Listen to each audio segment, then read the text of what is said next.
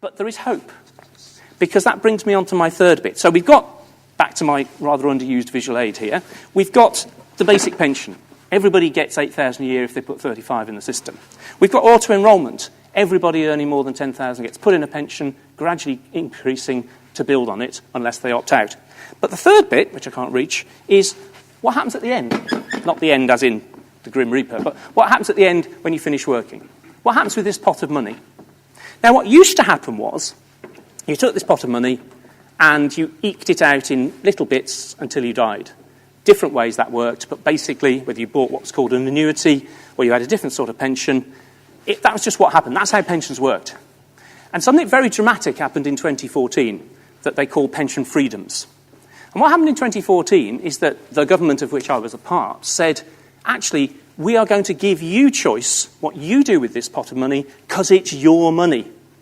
Now, that may not sound very shocking to you, but HM Revenue and Customs, fell off a chair when we said to the taxman, just because you've given people a tax break to put money in a pension doesn't mean it becomes your money, it's still their money.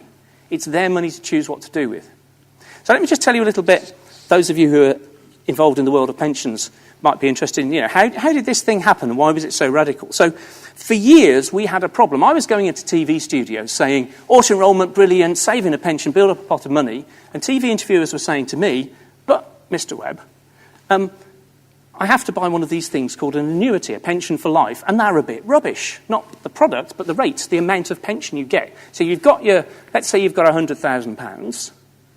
The rate you could get for that had gone down, for the pension you could get for that had gone down from roughly, let's say, $10,000 a year to $5,000 a year, say. So suddenly, every day, people were opening their newspapers, or actually they didn't have to open their newspapers because it was on the front page, that these pensions were rubbish, because you couldn't get enough to live on for your pot. And so I was arguing for reform and getting nowhere, and eventually the Chancellor of the day and the Treasury agreed that we need to do something big.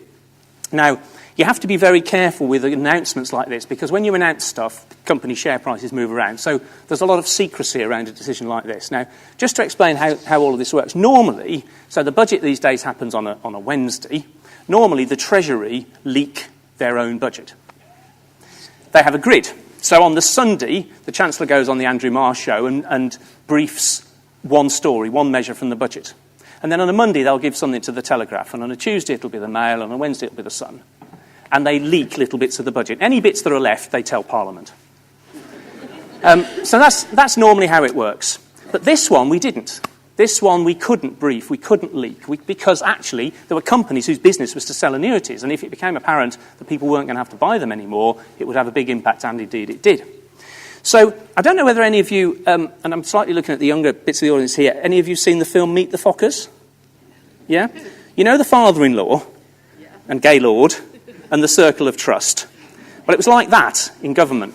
So people who knew about this announcement were in the Circle of Trust. And you'd walk past ministers in corridors thinking, you're not in the Circle of Trust. It was a bit like that, because we had to keep this thing really tight. There was a time when I was locked in a room in the Treasury with the paperwork.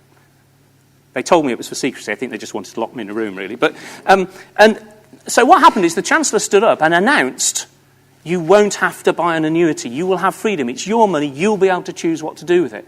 And this, I've heard of financial advisors who steered their car into ditches when this was announced on the car radio. It was a big thing.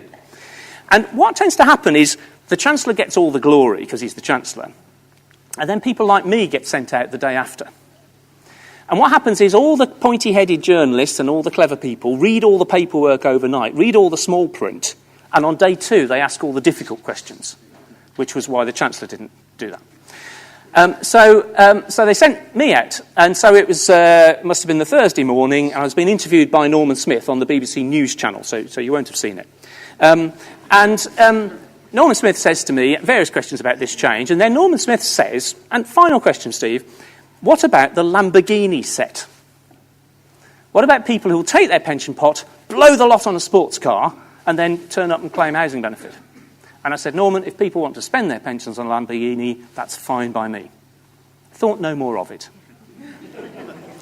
So I went home to Bristol, turned on the evening news with my wife, 10 o'clock news, lead story, idiot minister says, let them eat Lamborghinis, essentially. I thought, oh, okay. And what the BBC, bless them, had done is they cut the question out of the interview and only used the answer. So the fact that the person who actually said Lamborghini first was the BBC guy is lost in the mist of history. It's just this idiot who said, I'm fine if people want to spend their pensions on Lamborghinis. However, and then what you can do is the next day, papers you can see on your phone the night before. So I switched on my phone, front page of the Sun, my head superimposed on a sports car, on the front page of the Sun with, let the OAPs have Lambos. Which apparently is what they're called, I gather. So, and at one level, it's a bit of a stupid thing to say, isn't it? Because how many people have got a pension pot big enough to buy a sports car? I mean, a hubcap, maybe. But, actually, I don't regret it. Partly because it's the only thing I've ever said anyone's ever remembered. But also because it summarises for me the positive message about pensions. Because actually it's saying it's your money. If you do want to spend it all on a sports car and then not have much left, that is your choice.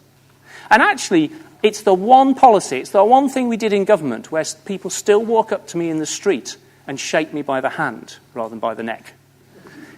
People still... I did a radio phone-in on Radio Bristol on Friday morning. I haven't been an MP for 3 years. And someone rang up and said, Mr. Webb, I just wanted to say thank you.